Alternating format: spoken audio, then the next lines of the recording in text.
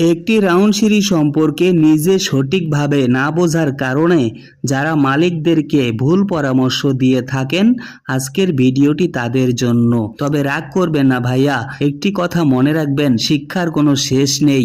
একটি রাউন্ড সিঁড়ির কাজ যদি দক্ষ মিস্ত্রি দিয়ে করানো হয় তাহলে যে কোনো অন্যান্য সিঁড়ির মতোই সমস্ত দিকে সঠিকভাবে কভারিং দেওয়া সম্ভব। তো আজকে আমার এই ভিডিওতে আপনাদেরকে দেখিয়ে দিব আমি এখানে কত সুন্দরভাবে সব জায়গাতেই একুরেট কভারিং দিয়েছি। এই হচ্ছে সিঁড়ির প্রথম স্থান, যেখান থেকে সিঁড়ির রড যাওয়া শুরু হয়েছে। আপনারা ভালো করে খেয়াল করে দেখুন, দুই জালির মাঝখানে কিন্তু খুব সুন্দরভাবে 3 ইঞ্চি কভারিং দেওয়া আছে, কারণ আমার এই সিঁড়িটার তলাটা ঢালাই করব 6 ইঞ্চি।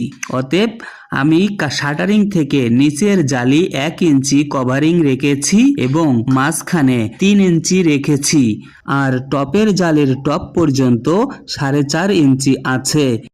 একটু খেয়াল করে দেখুন, এখানে কিন্তু ঠিক 4.5 ইঞ্চি পাওয়া যাচ্ছে। শুধু এক জায়গাতে নয়, আপনি যেখানেই মেজারমেন্ট টেপ ইউজ করবেন না কেন সেখানেই কিন্তু আপনি একই মাপ পাবেন। এখানেও কিন্তু 4.5 ইঞ্চি পাওয়া যাচ্ছে। আবার এখানে দেখুন, মেইন রডের স্পেসগুলো কিন্তু সঠিকভাবে একই মাপে আছে।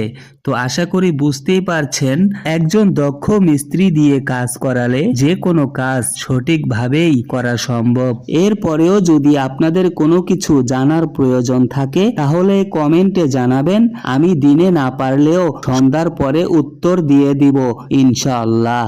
আজকের ভিডিওটি এজন্যই আপলোড করলাম, যারা এই সিঁড়ি তৈরি করান ওনারা কিন্তু অনেক কষ্টের টাকা খরচ করেন, তো ওনাদের কষ্টের টাকাগুলো যেন নষ্ট হয়ে না যায় তাই দেখিয়ে দিলাম, আপনারাও সবাইকে দেখার সুযোগ করে দেবেন। তো আশা করি ভালো থাকবেন। আমার এই ভিডিওটি যদি আপনাদের ভালো লেগে থাকে এবং আপনাদের উপকারে এসে থাকে তাহলে অবশ্যই ভিডিওটি সবাইকে দেখার সুযোগ করে দেবেন।